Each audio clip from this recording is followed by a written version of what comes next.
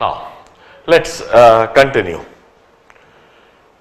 मैं जो अगला आर्टिकल बता रहा हूं that is Sommerfeld extension. Sommerfeld, the development contributed by Sommerfeld and he conceptualised sub orbits. Niels Bohr ने ऑर्बिट्स का कंसेप्चुअलाइजेशन दिया था और समरफील्ड ने सब ऑर्बिट्स कंसेप्चुअलाइज करी. कैसे करी इस बात को समझेंगे. जब नील बोर ने अपना मॉडल ऑफ एटम दिया था, इट वॉज हेविली डिस्कस्ड. हर जगह पर उसकी चर्चा चल रही थी और उसने पेपर प्रेजेंट करा होगा. वहां पेपर इंटरनेशनल जर्नल में पब्लिश हुआ होगा. उसकी जो वर्किंग थी, उसकी जो फाइंडिंग्स थी, वह सभी को पता लगी होगी और सभी लोग उस पर रिसर्च भी करने लगे थे. एक सिंपल सी बात है, हमने कुछ सुना है तो हम उसको खुद कर कर देखेंगे. ये उस समय टेंडेंसी रही होगी. समरफील्ड भी उनमें से एक था. उसने नील बोर की जो वर्किंग थी, जो फाइंडिंग थी, जो एक्सपेरिमेंट था, उसके बारे में पढ़ा और उसने भी ये सोचा कि मैं भी उसको करके देखूंगा. नील बोर ने हाइड्रोजन स्पेक्ट्रम बनाया था और उस हाइड्रोजन स्पेक्ट्रम में लाइन स्पेक्ट्रम ऑब्जर्व करा था. इस तरह से कोई हाइड्रोजन लैंप बनाया होगा और इस हाइड्रोजन लैंप से आने वाली लाइट रेस उसने ऑब्जर्व करी होगी और उस हाइड्रोजन लैंप से आने वाली लाइट रेस को डिस्पर्स होते हुए इस तरह से ब्रेक होते हुए उसने देखा.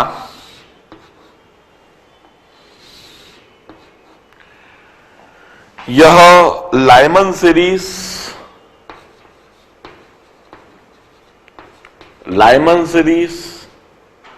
ऑफ फोटॉन्स थे जो कि अल्ट्रावायलेट रीजन में थे और यह बाल्मर सीरीज के फोटॉन्स रहे होंगे और यह बाल्मर सीरीज के फोटॉन्स विजिबल रीजन में रहे होंगे.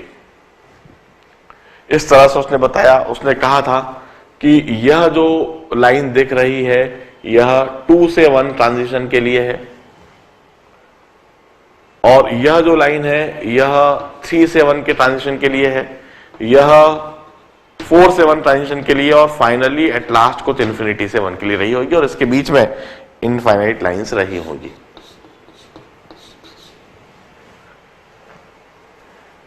लाइमन सीरीज में. और इसी तरह से जो बाल्मर सीरीज में है ये 3 से 2 की लाइन, ये 4 से 2 की लाइन और यह इंफिनिटी से 2. What do I mean to say कि जब इलेक्ट्रॉन 3 से 2 में जाएगा तो जो फोटोन रेडिएट हो रहा है वो इस तरह से प्रिज्म से बाहर आएगा.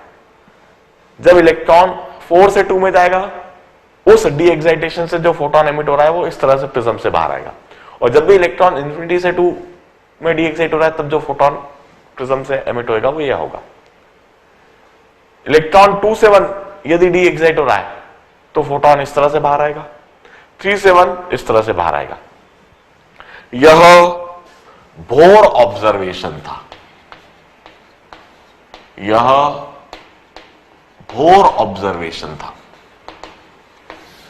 और यह जो बोर ऑब्जर्वेशन था, बोर ने इसी बात को अपने पेपर में, अपने थियोरी में, अपनी थीसिस में लिखा होगा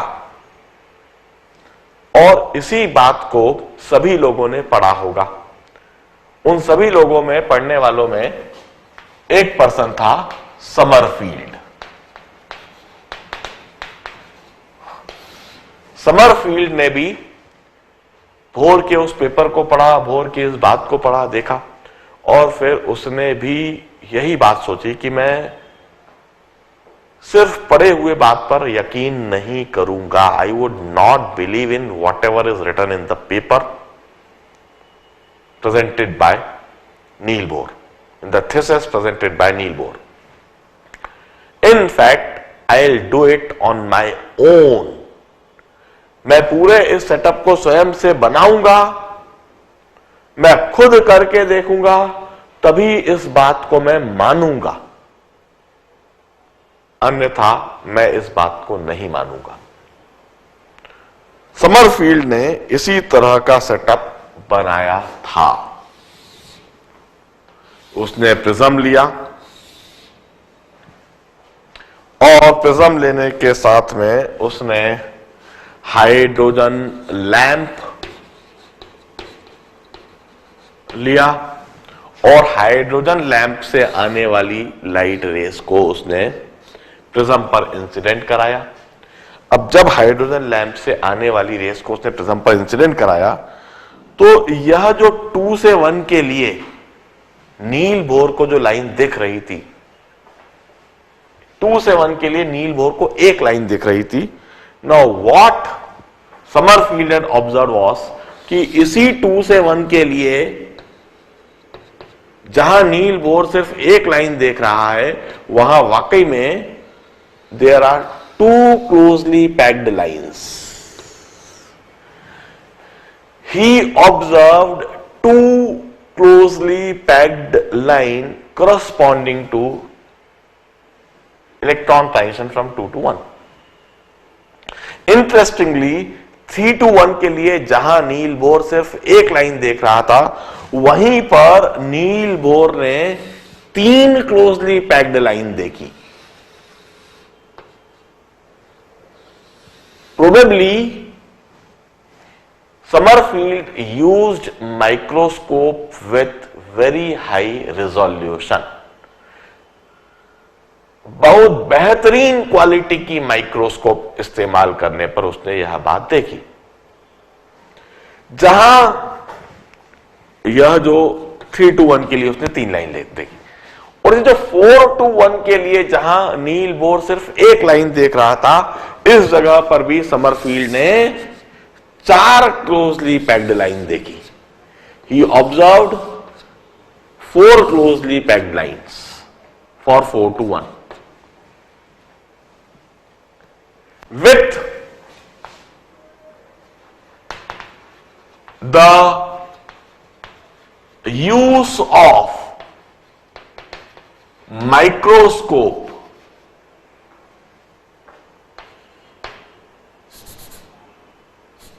of very high resolution,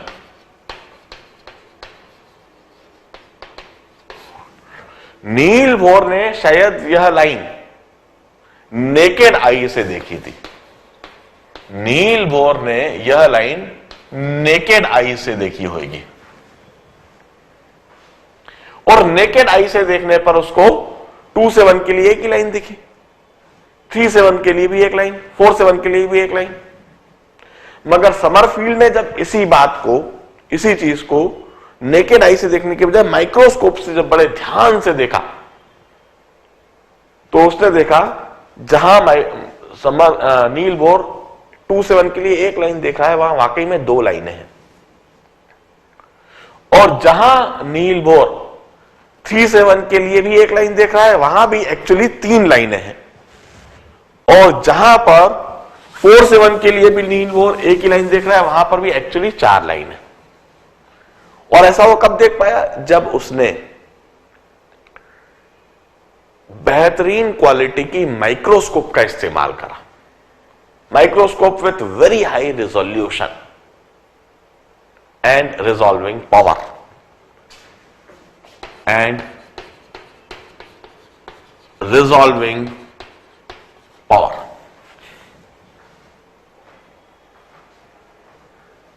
now अब जब यह देखा तो उसने सोचना चालू करा। उसने कहा कि नील बोर ने अभी भी कुछ अधूरी बात देखी, कुछ और भी सोचना है। 2 से 1 के लिए सिर्फ 2 लाइन होना, 3 से 1 के लिए 3 लाइन होना, 4 से 1 के लिए 4 लाइन होना, ऐसा कब हो सकता है? उसने कहा कि एटम के अंदर ऑर्बिट्स तो हैं ही, जैसा नील बोर ने कहा, एटम के अंदर सब ऑर्बिट्स भी होते होंगे। ही कंसेप्चुअलाइज्ड एग्जिस्टेंस ऑफ सब ऑर्बिट्स। उसने कहा फर्स्ट ऑर्बिट में तो हम कहें कि एक ही सब ऑर्बिट है, फर्स्ट ऑर्बिट में तो एक ही सब ऑर्बिट है। सेकेंड ऑर्बिट में दो सब ऑर्बिट है, थर्ड ऑर्बिट में तीन सब ऑर्बिट है, और फोर्थ ऑर्बिट में चार सब ऑर्बिट्स है। ऐसा समरफील्ड ने सजेस्ट करा। अब ये सब ऑर्बिट्स मतलब क्या, मैं समझाता हूं। उसने कहा कि फर्स्ट ऑर्बिट तो कुछ ऐसा ही है कि न्यूक्लियस के चारों तरफ ऐसा एक स्फेरिकल पाथ, और ये जो सेकेंड ऑर्बिट है, सेकेंड ऑर्बिट में न्यूक्लियस के अंदर एक सर्कुलर पाथ और एक एलिप्टिकल पाथ।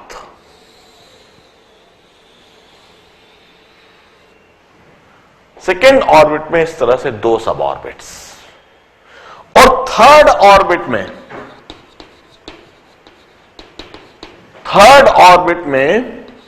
इस तरह से न्यूक्लियस और एक सर्कुलर, एक इस तरह से एलिप्टिकल और एक और इस तरह से एलिप्टिकल।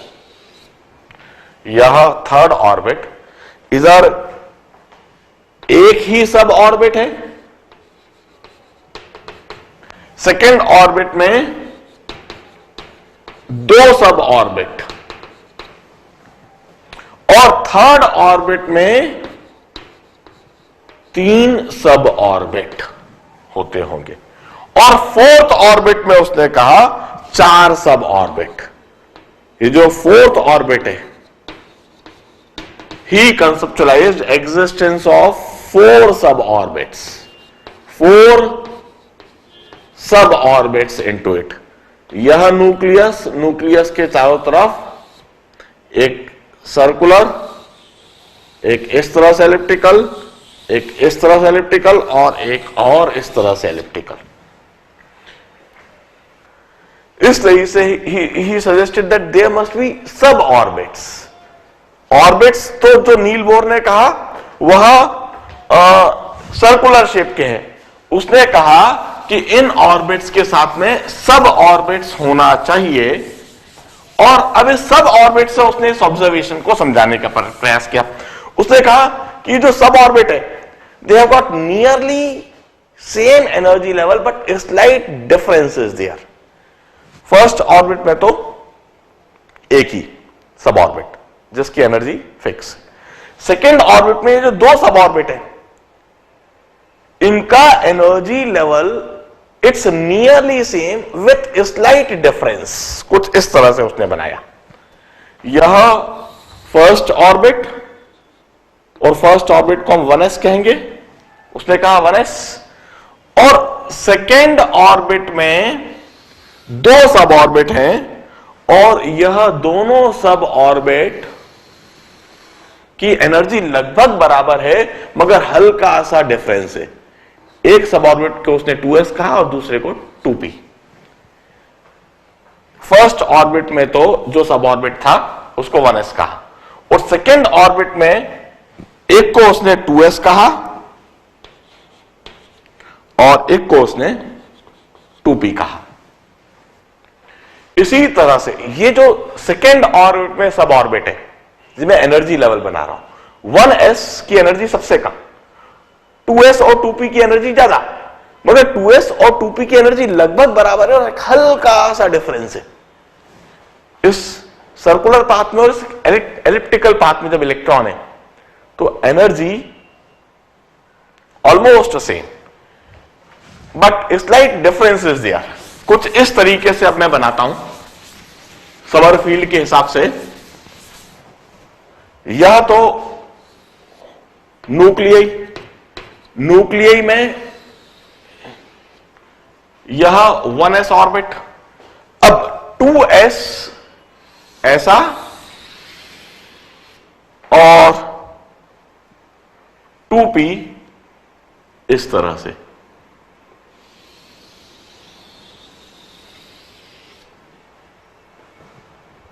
यह 2s और 2p, और 3s फिर ऐसा बड़ा सा, और 3p कुछ ऐसा।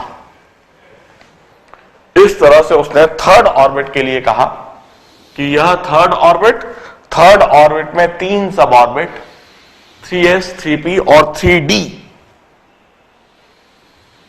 थर्ड ऑर्बिट में एक 3s, दूसरा 3p और तीसरा 3d।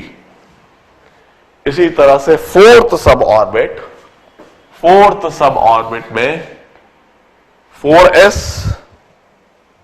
4p, 4d और 4f। 4s, 4p, 4d और 4f, 4 सब ऑर्बिट्स। अब देखिए, कहने का मतलब सब orbits have almost equal energy level with a very small difference.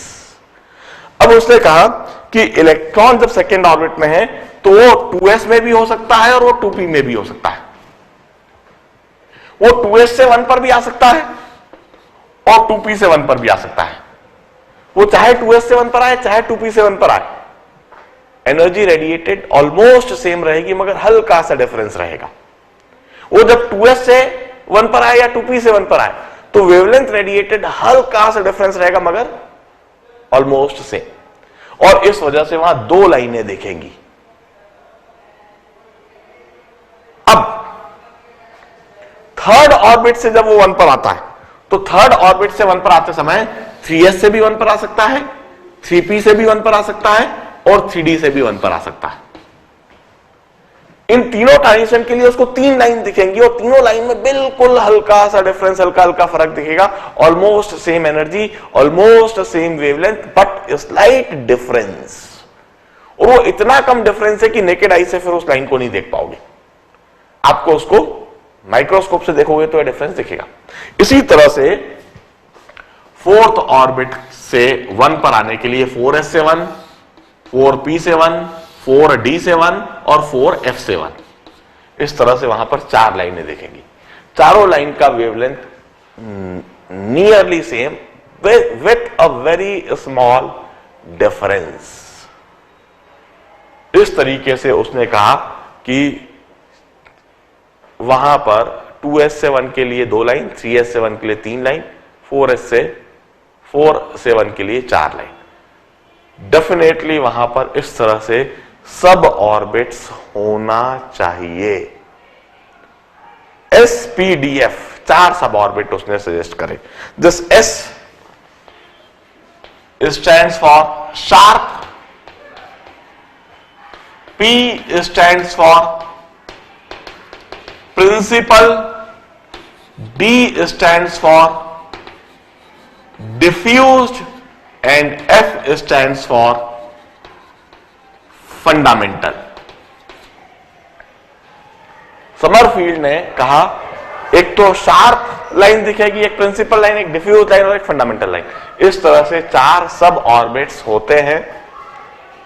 And he कंसेप्चुअलाइज्ड the existence of सब ऑर्बिट्स।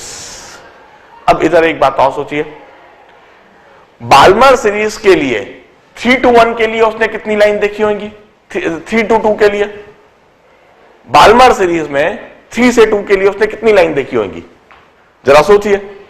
3 से 2 के लिए उसने 3 से 2 बाल्मर सीरीज में उसने क्लोजली पैक्ड कितनी लाइंस देखी होंगी? 3s से 2s, 3s से 2p, 3p से 2s, 3p से 2p, 3d से 2s, 3p से 2d. He must have observed 6 lines. Balmer series में 3 से 2 ट्रांजिशन के लिए Sommerfeld must definitely had observed 6 lines. 3s से 2s, 3s से 2p, 3p से 2s, 3p से 2p, 3d से 2s, 3d से 2p। इस तरह से 6 ट्रांजिशन होंगे, 6 तरह से डी एक्साइटेशन होंगे, उनकी 6 लाइन्स होंगी। 6 लाइन की क्लोजली पैकिंग इसलिए क्योंकि तीनों 6 लाइन की एनर्जी लगभग बराबर, हल्का हल्का सा डिफरेंस रहेगा। So he must observe 6 closely packed line. This was the conceptualization of existence of suborbits and it was done by Summerfield in this manner। अब मैं इसके बाद आगे का बड़ा ही interesting concept, the concept of uncertainty, uncertainty principle suggested by Heisenberg, वह चीज समझाऊंगा। और उसको समझाने से पहले भी मैं कई सारी बड़ी इंटरेस्टिंग सी बात बताऊंगा, इसे नोट डाउन कीजिए। Let's take a break of 1 minute.